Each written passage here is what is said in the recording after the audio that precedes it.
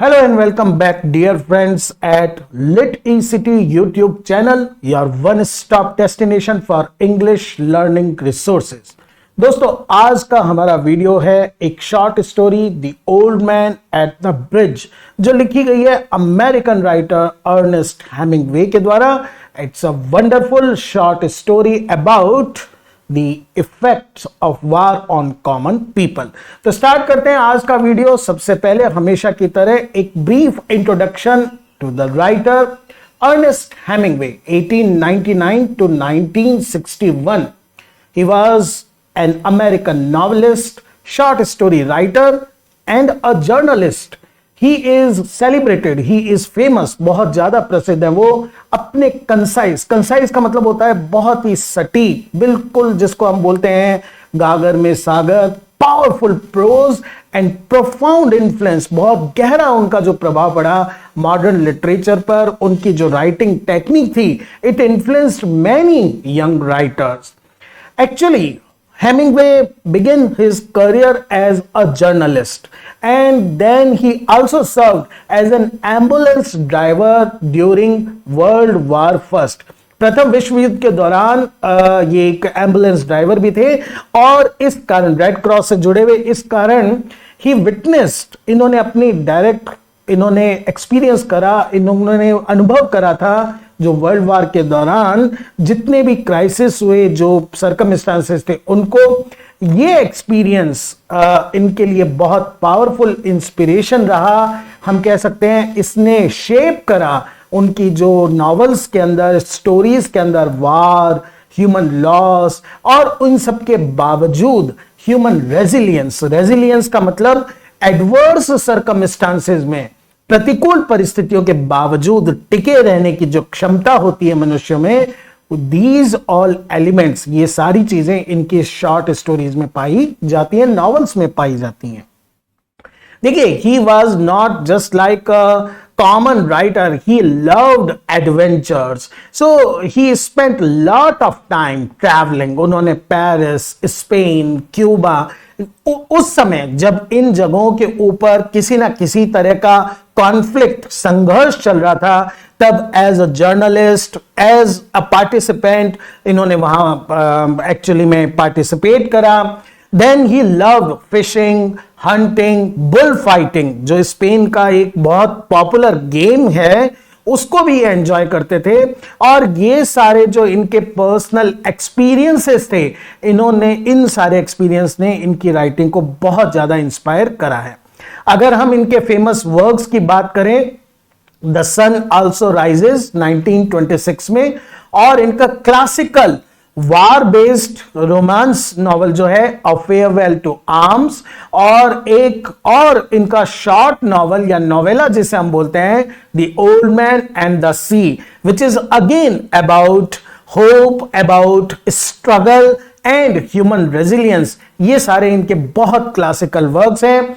अपने वर्क्स के कारण, स्पेशली जब ये नॉवल पब्लिश हुआ the old man and the sea, तो पूरे वर्ल्ड को इसको पूरे वर्ल्ड ने अप्रिशिएट करा. 1954 में इनको नोबेल प्राइज मिला लिटरेचर के फील्ड के अंदर. अगर हम बात करें आज की हमारी story the old man at the bridge, जो 1938 में लिखी गई थी, it is a very touching, a poignant tale. Poignant tale होती है एक ऐसी कहानी जो आपके दिल को छूती है. It is about a certain melancholic, एक दुख से भरी हुई एक कहानी है. और बैकड्रॉप, इस कहानी का जो बेस है वो स्पेनिश सिविल वार है, जो 1936 से 1939. देखिए, ये पीरियड वो था जब बिल्कुल सेकेंड वर्ल्ड वार के लिए दुनिया में धीरे धीरे अग्रेशन बढ़ रहा था. Germany was on the rise. Germany की फासिस्ट ताकतें, जो एक टाइप का पूरे वर्ल्ड के या यूरोप में अपने आसपास के कंट्रीज को डोमिनेट करना चाहती थी, उस पीरियड में उन्होंने स्पेन पर भी अटैक करने की कोशिश करी थी.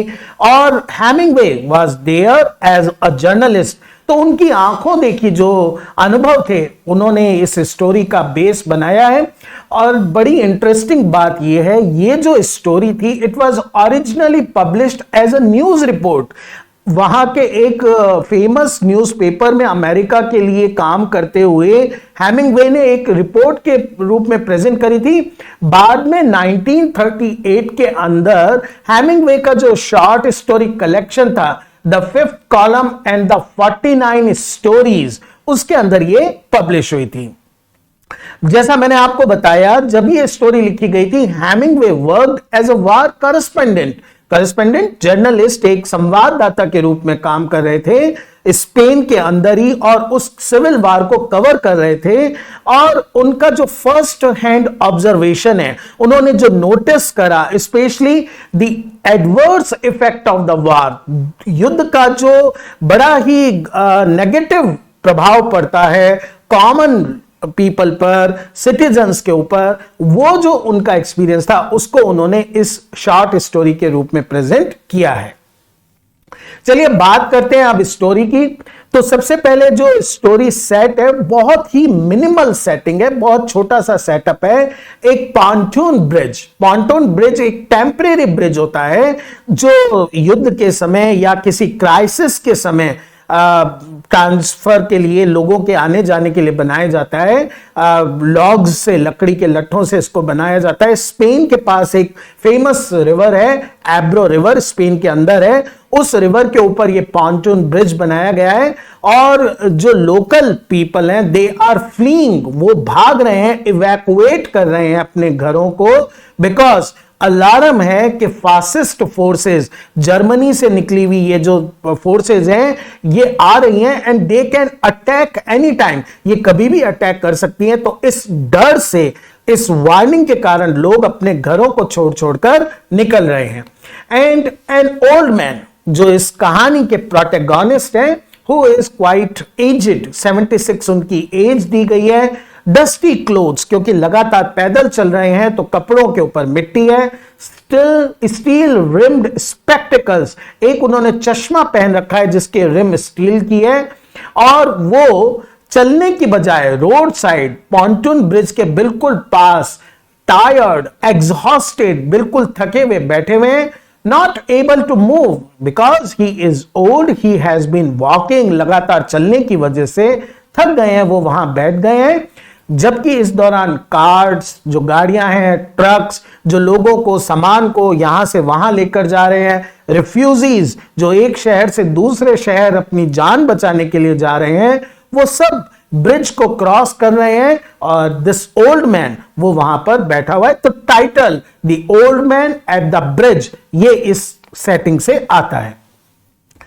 इस स्टोरी को नरेट किया गया है एक सोल्जर के द्वारा, जिसको ड्यूटी दी गई है, who is given this duty, keeping an I on the enemy movement, कि एनिमी की जो आर्मी है, एनिमी का मूवमेंट जो है वो कहां तक पहुंचा है। इसके लिए नरेटर को ब्रिज क्रॉस करके दूसरी तरफ जाना है ताकि वो ये देख सके एनिमी फोर्सेस कितनी पास आ चुकी हैं। अब because he has to cross the bridge, जब वो ब्रिज पार करना शुरू करते हैं, वो नोटिस करते हैं इन ओल्ड मैन को जो वहां पर बैठे हुए हैं। ब्रिज क्रॉस करने के बाद वहां से लौटकर जब वो वापस आते हैं, which is a long time, और तब तक मूवमेंट जो था कार्ड्स का, बाकी लोगों का, वो बहुत कम हो चुका है। लेकिन जब वो लौट कर आते हैं तो व्हाट ही फाइंड्स, वो क्या देखते हैं, old man is still there, वो बूढ़ा व्यक्ति अभी भी वहीं बैठा हुआ है। नेचुरली उनके मन में एक क्यूरियोसिटी होती है कि अब जब बहुत कम लोग रह गए हैं क्रॉस करने वाले, why this old man is still sitting there. तो वो उनके साथ एक कन्वर्सेशन स्टार्ट करते हैं, बातचीत स्टार्ट करते हैं, और उनको पता चलता है इस ओल्ड मैन से बात करके कि this old man comes from San Carlos. San Carlos नाम का उनका नेटिव टाउन है, उनका घर है, और उस गांव को, उस शहर को छोड़ने वाले वो आखिरी व्यक्ति थे। वो स्टेइंग बिहाइंड क्यों रुके हुए थे? Because he was worried about his pet animals. इस आदमी के, इस बूढ़े व्यक्ति के पालतू जानवर थे, उनकी चिंता के कारण वो बिल्कुल लास्ट तक रेडी नहीं थे अपना घर, अपना शहर छोड़ने के लिए। इस कारण नरेटर उनसे पूछता है कि कौन से वो जानवर थे जिनकी आप केयर फॉर देखभाल कर रहे थे और जिनके कारण आप लास्ट तक रुके रहे? ना ओल्ड मैन फर्स्ट, सबसे पहले वो स्पष्ट जवाब, डायरेक्ट आंसर देने के बजाय वेग, एक अस्पष्ट सा जवाब देते हैं। Various animals, there was not one और टू स्पेसिफिक एनिमल, अलग अलग जानवर थे। और उसके बाद धीरे धीरे रिवील करते हैं, बताते हैं कि देयर वर टू गोट्स, दो बकरियां थी, अ कैट, एक बिल्ली थी, एंड 4 पेयर्स ऑफ पिजन्स, और 4 पेयर थे पिजन्स के।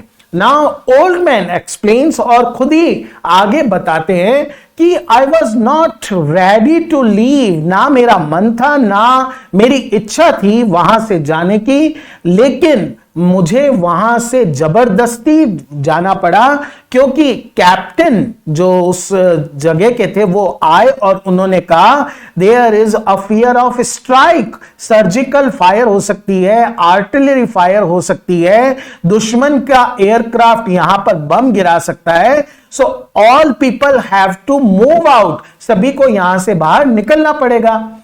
अब ओल्ड मैन का ऐसा मानना है द कैट विल सर्वाइव, बिल्ली बच जाएगी, because it can take care of itself, बिल्ली अपना ख्याल खुद रख सकती है, it's a clever animal.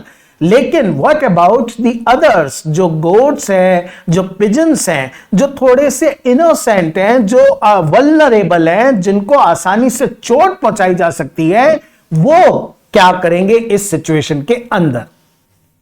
Narrator जानना चाहता है व्हाई यू आर अलोन, अकेले क्यों बैठे हो? वेयर इज योर फैमिली, आपके परिवार के बाकी लोग कहां हैं? The old man replies, old man क्या जवाब देते हैं? ही हैज नो फैमिली, मेरे परिवार में कोई भी नहीं है, और एकमात्र मेरे जो कंपेनियन साथी हैं द एनिमल्स, वो कौन है? ये जानवर हैं।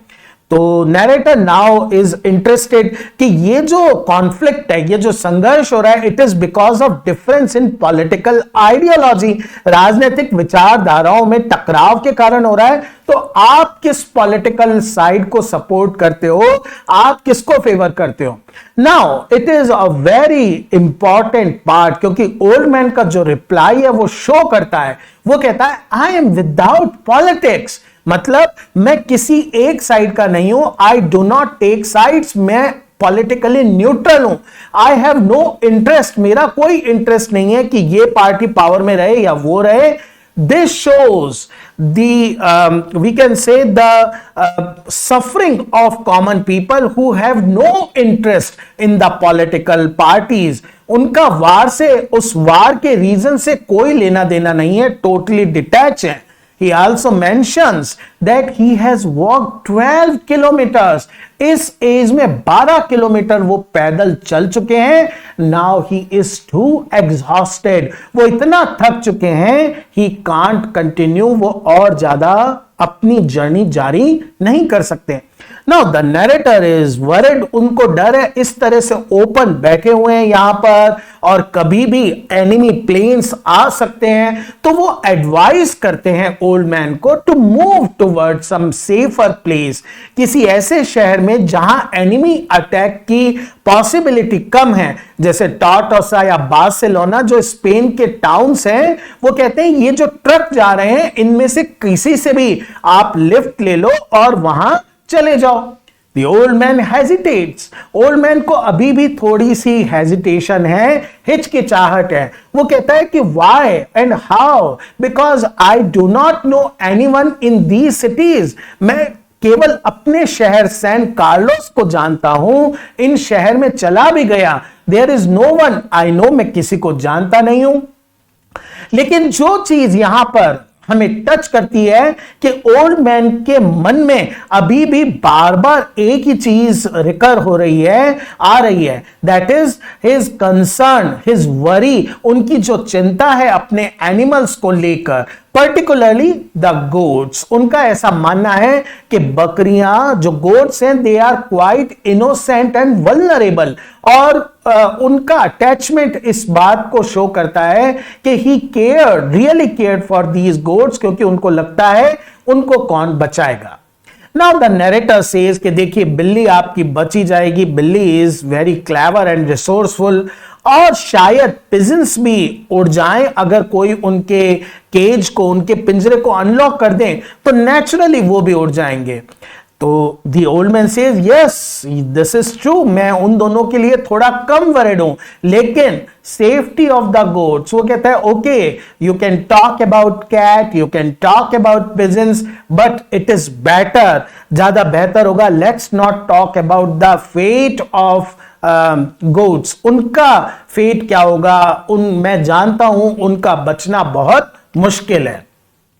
Narrator again urges the old man, वापस से रिक्वेस्ट करता है आप उठे और यहां से तो कम से कम चले, this is very high risky place और कुछ भी हो सकता है।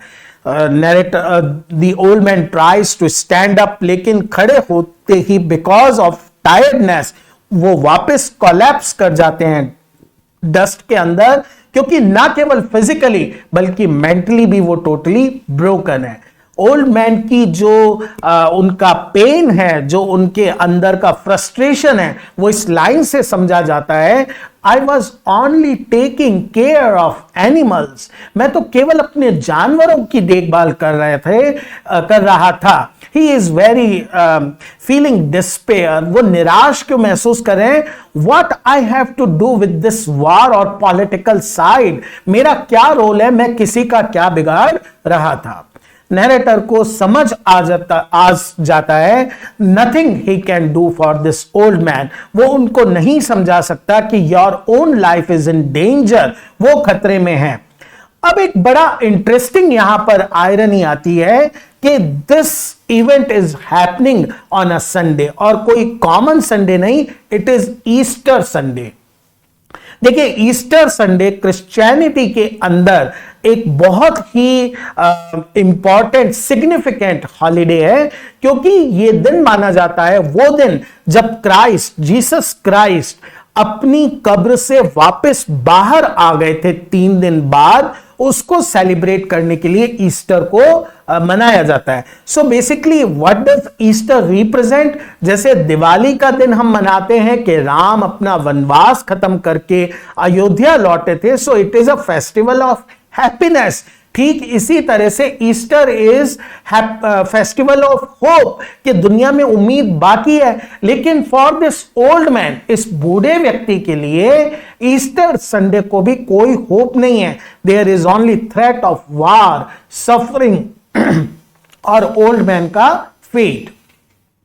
जो ओल्ड मैन का अगर ईस्टर के दिन कुछ गुड लक है, वैसे कुछ भी नहीं है, अगर है तो केवल इतना कि जो उनकी कैट है वो शायद बच जाए, and because of cloudy weather के कारण शायद एनिमी प्लेन अपीयर ना हो, शायद बॉम्बार्डिंग ना हो, और शायद ओल्ड मैन की लाइफ भी बच जाए। इस स्लिम होप के सिवा, इस छोटे से होप के सिवा कोई उम्मीद नहीं है। जो ओल्ड मैन की इनएबिलिटी है, क्योंकि वो अपने एनिमल्स को इस टाइम नहीं बचा पाए, वो एक्चुअली में मिरर करती है, वो एक्चुअली में शो करती है किस तरह से कॉमन पीपल हेल्पलेस हो जाते हैं, उनके पास कोई ऑप्शन नहीं रहता वार के टाइम। तो ये शॉर्ट स्टोरी बिल्कुल सिंपल स्टाइल में लिखी हुई, एक न्यूज रिपोर्ट की तरह लिखी हुई। यहां मैं आपको बताना चाहूंगा हेमिंगवे की राइटिंग टेक्निक को आइसबर्ग टेक्निक भी बोलते हैं, जिसमें ऊपर या सरफेस पर बहुत कम दिखता है और डीप अंडरस्टैंडिंग में बहुत गहरा होता है, जैसे एक आइसबर्ग होता है। कहने का मतलब है हेमिंगवे फेवर्स कि प्रोज में जो वर्ड्स बिल्कुल नेसेसरी हैं केवल उन्हीं को यूज किया जाए और बाकी रीडर की इमेजिनेशन, उसकी अंडरस्टैंडिंग पर छोड़ दिया जाए। तो ये जो शॉर्ट और पावरफुल एंटी वॉर स्टोरी है, ये बहुत छोटे छोटे लेकिन पावरफुल सिंबल्स को यूज करती है। इसमें डिटेल में नहीं बताया जाता सिंबल्स, जैसे ओल्ड मैन, एनिमल्स, और इस घटना का ईस्टर संडे को होना यह हाईलाइट करता है सेंसलेस डिस्ट्रक्शन ऑफ वार, किस तरह से युद्ध एक बिल्कुल सेंसलेस डिस्ट्रक्शन लेकर आता है और इनोसेंट लोगों को सफर करना पड़ता है।